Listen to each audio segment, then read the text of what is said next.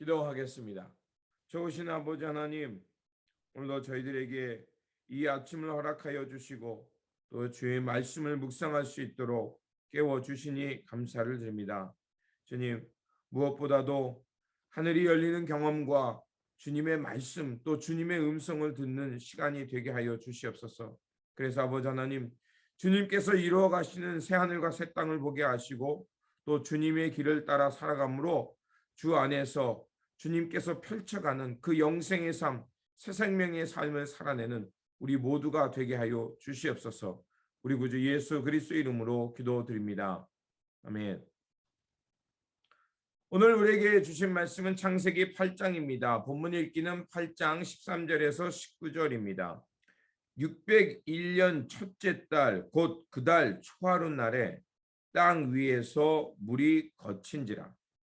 노아가 방주 뚜껑을 제치고 본즉 지면에서 물이 거쳤더니 둘째 달 21의 날에 땅이 말랐더라. 하나님이 노아에게 말씀하여 이르시되 너는 내 아내와 내 아들들과 내 며느리들과 함께 방주에서 나오고 너와 함께한 모든 혈육 있는 생물 곧 새와 가축과 땅에 기는 모든 것을 다 이끌어내라. 이것이 땅에서 생육하고 땅에서 번성하리라 하시매 노아가 그 아들들과 그의 아내와 그 며느리들과 함께 나왔고 땅 위의 동물 곧 모든 짐승과 모든 기는 것과 모든 새도 그 종류대로 방주에서 나왔더라. 아멘. 오늘 본문 말씀은 이제 하나님께서 물로 심판을 멈추시고 이제 지면에서 서서히 이제 지면이 서서히 올라오고 그리고 이제 그 땅에서 하나님께서 새로운 세상을 이루어 가시는 것을 전해주는 말씀입니다. 이제 홍수의 전환점이 시작됩니다. 근데 그 전환점은 어떻게 시작되냐면 하나님께서 노아를 상념하시다 또 기억하셨다라는 것으로 해서 시작이 됩니다. 여기서 하나님께서 노아를 기억하셨다라는 것은 무슨 뜻이냐면 하나님께서 노아를 생각하여 도우시러 노아의 삶 속에 개입하셨다라는 것을 뜻합니다. 그러니까 오늘 보면 1절에서는 상념하셨다, 권념하셨다라고 되어 있거든요. 근데 이 이야기는 뭐냐면 하나님께서 이제 노아의 삶을 통해서 하나님께서 그 역사적인 개입을 했음을 말하는 것입니다. 그것은 출애굽기 2장 24절에 이스라엘 백성들이 애굽에 살 때 이제 그 조상들을 그 이스라엘 백성들의 조상 그 요셉을 알지 못하는 그 후손들이 나타나서 이제 그 이스라엘 백성들을 굉장히 노예로서 아주 폭정을 하죠. 그때 이스라엘 백성들이 더 이상 살 수 없으니까 하나님께 부르짖습니다. 그때 하나님께서 그 하나님의 언약 백성들의 고통의 소리를 들으시고 아브라함과 이삭과 야곱에게 세운 그 언약을 기억하셨다 할 때 그 기억하셨다는 단어와 똑같습니다. 바로 기억하셨다는 것은 하나님께서 고통받는 이들과 함께하기로 마음을 먹으시고 역사적 개입을 하셨다는 것을 말합니다. 그러니까 하나님께서 노아를 기억하셨다는 것은 바로 이 출애굽의 사건처럼 하나님께서 이 역사 속에 개입하시는 것을 말합니다. 그리고 1절에서 바람으로 땅 위에 불게 하셨다라는 말씀이 나오거든요. 그러면 여기서 나오는 바람은 바로 창세기 1장 2절에 나오는 하나님께서 이제 이 혼돈 가운데 그것을 정화하실 그것을 질서를 잡을 때 바람을 부십니다. 그리고 사람을 창조하실 때 그 코에 생기를 부르셨죠. 그것이 바람입니다. 이 바람 루아우는 바로 하나님께서 그 사람에게 불자 하나님의 숨결이 들어가고 그는 생명이 되었다고 말하고 그리고 이것은 루아우는 하나님께서 이 땅을 새롭게 하실 때 신약에서 바로 성령 강림 그 푸뉴마가 되는 것이죠. 그래서 하나님의 바람을 일으키셨다는 것입니다.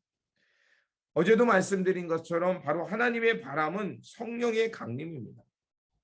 그것이 사람에게 들어가면 생명이 되었고요. 성령이 제자들 머리 위에 불자 바로 주님의 교회, 그리고 그 성령 충만한 교회를 통해서 하나님의 새로운 세상이 열렸죠. 마찬가지입니다. 성령의 바람이 지면에 불었다는 것은 이제 하나님께서 성령, 하나님의 숨결을 통해 새로운 창조의 세계를 열어 가시겠다는 것을 말씀하고 있는 것입니다. 그리고 노아와 노아 가족은 거의 1년하고도 10일 정도를 방주에 머물렀습니다. 그리고 노아는 물이 줄어드는가를 여부를 알기 위해 처음에는 까마귀를 보내고 두 번째는 비둘기를 보냅니다. 그리고 비둘기가 마침내 그 감람나무 잎사귀를 물고 오게 되죠. 그런데 그렇게 감람나무 잎사귀를 물고 왔을 때 노아는 바로 나오지 않습니다. 그럼에도 불구하고 기다립니다. 그리고 하나님의 명령이 있자 그제서야 그 방주 밖으로 나오는 것을 볼 수가 있습니다. 노아가 얼마나 철저하게 하나님께 순종의 삶을 살고자 했는지를 볼 수가 있습니다. 노아는 하나님의 말씀에 순종해서 산꼭대기에 방주를 지었을 뿐만 아니라 그리고 하나님께서 두 쌍씩 그 피조물들을 하나님께서 이끄시고 그리고 하나님이 마지막에 문을 닫으셨습니다. 그렇기 때문에 노아가 방주에서 이제 땅이 있다는 것을 알았음에도 불구하고 나오지 않았다는 것은 이렇게 문을 닫으신 하나님이시 그 하나님께서 다시 문을 여실 때까지 그는 방주에서 나오지 않았다는 것을 말합니다. 그가 얼마나 철저하게 하나님께 순종하는 삶을 살았는지를 알 수가 있죠. 그리고 이제 하나님께서 문을 여시고 나오라고 명령이 떨어지자 그는 이제 방주에서 나옵니다. 그리고 방주 밖으로 노아가 나오자 하나님은 17절에 이런 말씀을 하십니다. 너와 함께한 모든 혈육이 있는 생물 곧 새와 가축과 땅에 기는 모든 것을 다 이끌어내라. 이것들이 땅에서 생육하고 땅에서 번성하리라 하시매 나오죠. 자, 이 말씀은 창세기 1장에서도 나오시죠. 하나님께서 천지를 창조하시고 거기에 새와 동물들을 창조하시고 사람을 창조하신 다음에 하신 말씀이 생육하고 번성하라는 말씀이죠. 자, 이 말씀은 바로 하나님께서 일으키시는 홍수의 심판 그리고 비둘기를 통해서 땅이 드러났음을 말씀하는 것 그리고 방주의 문을 여셨다는 것은 이제 아무것도 할 수 없는 절망의 때가 끝나고 이제 마침내 하나님께서 하나님의 사람을 통해 새롭게 만들어가는 세상이 열렸음을 우리에게 말해주는 것입니다. 그러자 이제 방주에서 밖으로 나온 노아와 노아 가족은 하나님 앞에서 20절에 제단을 쌓았습니다. 제단을 쌓았다는 것은 바로 하나님께 예배 드렸다는 거죠. 이는 예배를 드렸다는 것은 하나님의 구원하심에 감사하는 행위고 또한 하나님께서 새롭게 이루어가는 새 역사에 하나님과 동행하는 그 백성이 되겠습니다라고 하나님 앞에서 내가 약조하는 거죠. 언약의 성립을 말하는 것입니다. 하나님께 감사 예배를 드리고 그리고 하나님은 그 하나님 앞에서 그 언약의 이제 리스판스 그것에 나도 노아의 가족도 동조하자 이제 하나님은 노아를 통해서 하나님의 새 역사를 이루어가는 것을 볼 수 있습니다. 그러자 하나님께서는 그 예배를 기쁘게 받아주시고 다시는 물로 땅을 심판하지 않겠다라는 그 하나님의 약속을 그들에게 허락해 줍니다. 바로 노아는 그런 제사를 통해서 이제 하나님과 함께 새로운 세상을 만들어 가겠다는 그 언약을 세운 것과 같은 것입니다. 하나님은 이 한 사람, 하나님의 말씀에 순종하는 한 사람, 그리고 하나님의 구원에 감사하며 하나님과 함께 새로운 역사를 이루어가겠다는 그 역사적 약속을 하는 사람을 통해서 그 절망적 상황에서 하나님은 그 한 사람을 통해서 인류를 구원하시고 새롭게 복을 주시는 것을 알 수가 있습니다. 그래서 21절에 여호와께서 그 향기를 받으시고 그 중심에 이르시되 내가 다시는 사람으로 말미암아 땅을 저주하지 아니하리니 이는 사람의 마음이 계약한 바가 어려서부터 악함이라. 내가 전에 행한 것 같이 모든 생물을 다시 멸하지 아니하리니. 그렇게 말씀하셨죠. 이렇게 하나님 앞에 순종하며 하나님의 의를 행하는 사람을 통해 타락하고 범죄로 넘쳐났던 그 세상이 이제 하나님의 심판과 그 노아의 순종을 통해서 새롭게 고침을 받고 회복되어 새 세상으로 이루어져 가는 것을 볼 수가 있습니다. 또한 이렇게 하나님께 철저하게 순종했던 한 사람을 통해서 인류가 구원을 받은 사건이 신약에 나오죠. 바로 예수 그리스도입니다. 온 인류가 절망하고 타락하고 하나님의 언약을 더 이상 지키지 않고 살아갈 때 하나님께서는 예수 그리스도를 이 땅에 보내주시고 예수님을 통해 이 땅에 구원의 문을 열어주셨습니다. 그래서 사도 바울은 고린도후서 5장 17절에 이렇게 말하죠. 그런즉 누구든지 그리스도 안에 있으면 새로운 피조물이라. 이전 것은 지나갔으니 보라 새 것이 되었도다.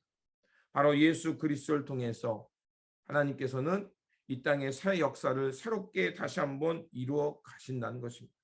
그리고 그 역사는 어떻게 이어지고 있습니까? 오늘 예수 그리스도를 통해 세례, 그 홍수를 통해서 거듭나서 이제 하나님의 언약으로 새롭게 태어난 백성, 바로 세례 공동체, 성령 공동체를 통해서 하나님께서 바로 새 역사를 이어가고 있는 것입니다. 그렇습니다. 이 땅에 남은 성도들, 또 예수 그리스도를 구세주로 받아들이며 주님과 함께 살아가면서 성령 충만한 성도를 통해서 하나님은 이 땅의 구원의 역사를 확장해 가고 있고, 또 그 성령 충만한 공동체를 통해서 하나님은 이 역사 속에 개입하여서 새하늘과 새 땅을 이뤄가고 있는 것입니다. 그러므로 오늘도 예수 그리스도를 통해 성령과 세례를 받은 우리 하나님의 백성들, 그런 사람들을 통해 하나님은 이제 인류를 구원하시길 원하시며 새 역사를 써가기를 원합니다. 그러므로 오늘도 하나님 앞에 이렇게 의로운 사람 노아와 같이 하나님 앞에서 거듭나고 하나님의 영으로 충만한 사람 되어서 하나님께서 이루어 가시는 새 역사, 그 새 땅을 이루어가는 일에 동참하는 저와 여러분들이 되어 계시기를 주님의 이름으로 축원드립니다. 기도하겠습니다. 좋으신 아버지 하나님, 하나님께서는 홍수를 통해서 그것이 끝이 아니라 하나님께서 새 역사를 이루어 가신다는 것을 우리에게 말씀하셨습니다.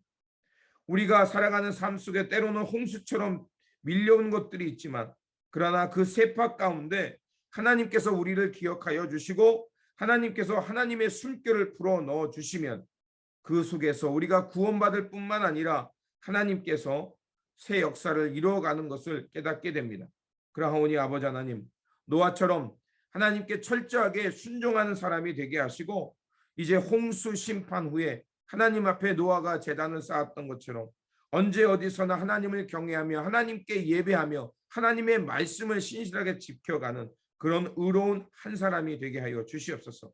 그래서 언제 어디서나 하나님을 더욱 신뢰하며 하나님께서 이루어가는 그 세상을 바라보며 믿음으로 또 굳건하게 그 삶을 살아가는 우리의 삶의 여정이 되게 하여 주시옵소서.